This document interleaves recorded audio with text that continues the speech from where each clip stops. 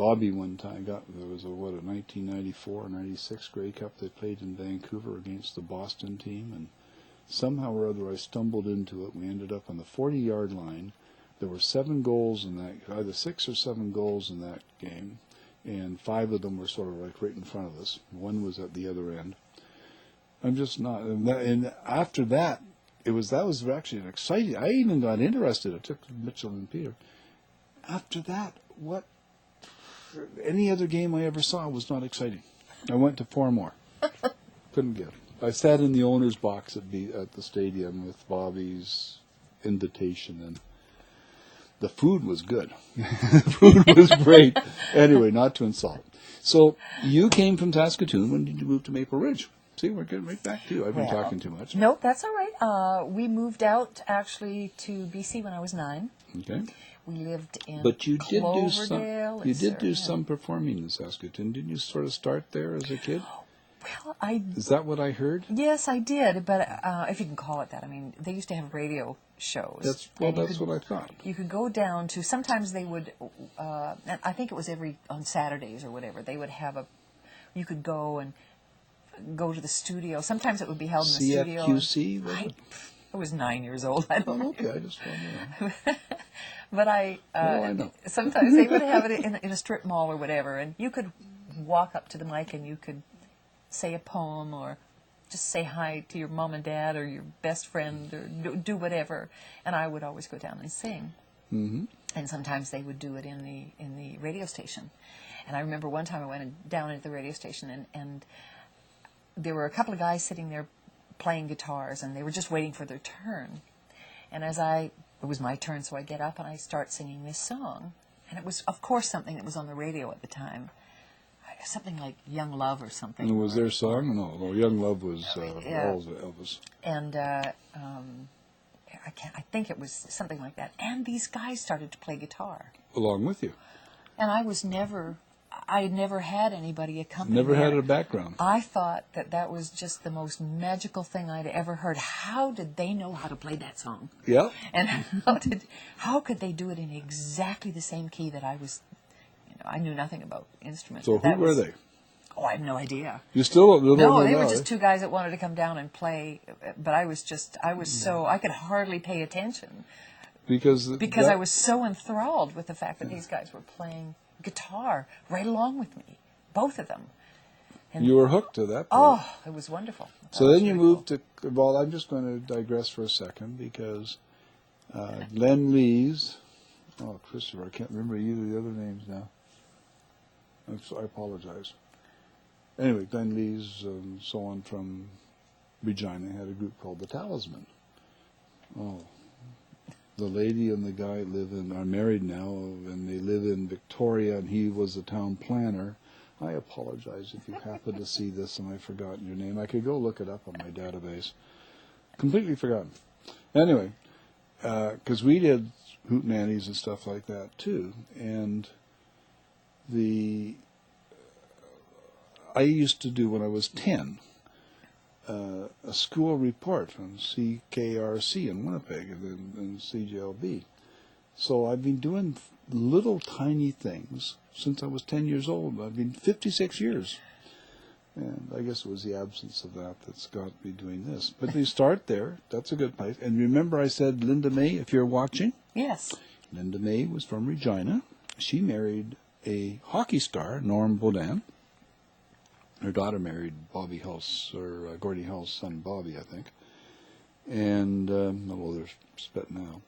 But Linda May was the 15 or 14 or 16-year-old co-host of the Saturday afternoon dance party. Oh, there you go. At CKCK in Regina.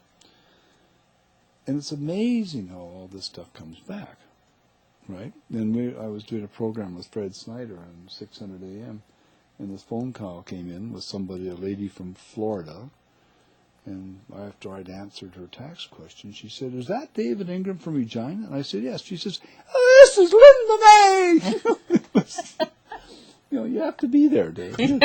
So you moved to Cloverdale. Yes. So we're going to make this hour for sure if I talk more too. Okay, you moved to Cloverdale, 9 years old. What did you do in Cloverdale?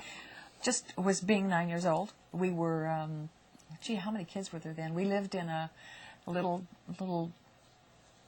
shack with, I swear, I've got the ultimate country story, family story. In The little Selkirk, Manitoba, I lived in a 2-story log cabin.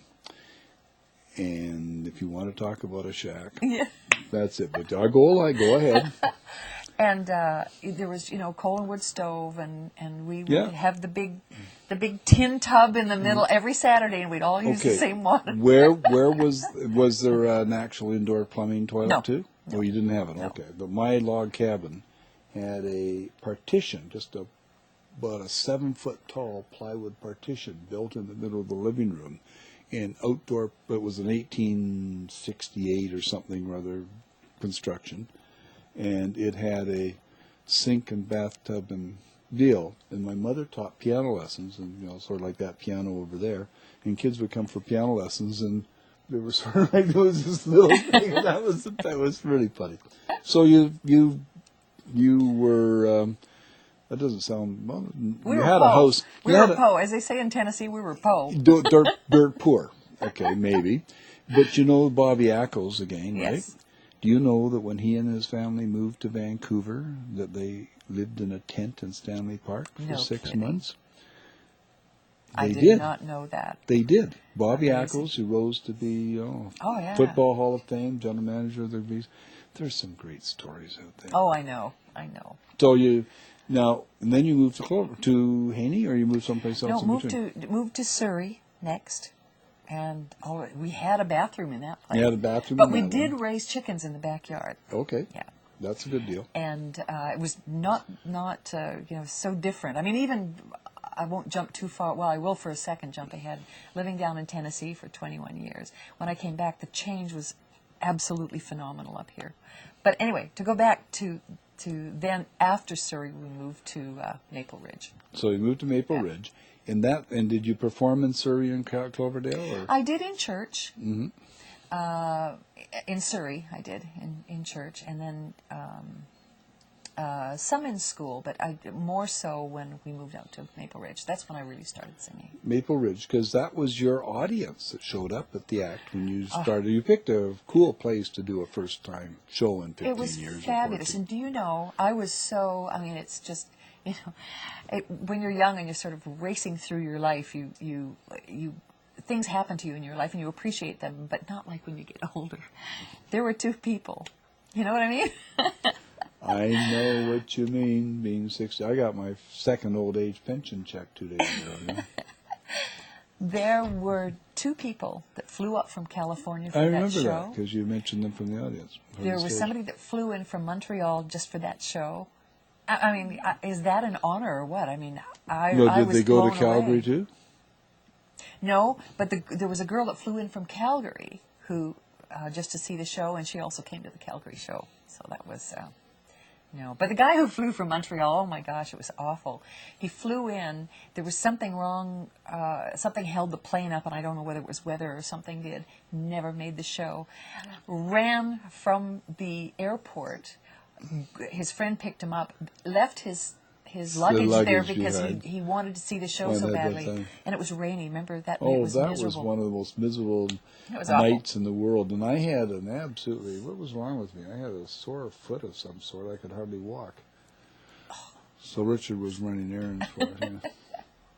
Yeah. Okay. So he missed the show. He missed the show totally. The whole thing. The whole thing. He didn't even get 10 minutes. He came in about 5 minutes after it was done, and he felt horrible, but he wouldn't leave until he met me. So I promised him when I get back there, I was going to give him a backstage pass, and he could come out and hang out backstage. So does that mean you're intending to head to Montreal? Oh, I hope so. Okay. I love Montreal. If I just go back there for the pepper steak, for the food, I love the food. You can't go to Ben's Delicatessen anymore. They tore it down to build condos. Oh, well. Ben's is gone. It's just the way, isn't it? I actually am the only person to officially sleep overnight in the center of Place Ville Marie, because in 1981 I took a mailbox across Canada protesting the mail strike, and they allowed me to run up on the plaza on the 33-foot motorhome in this 8-foot tall, 6-foot wide, and 4-foot deep mailbox. I get a picture of that. And we collected letters to Trudeau protesting the strike. Anyway.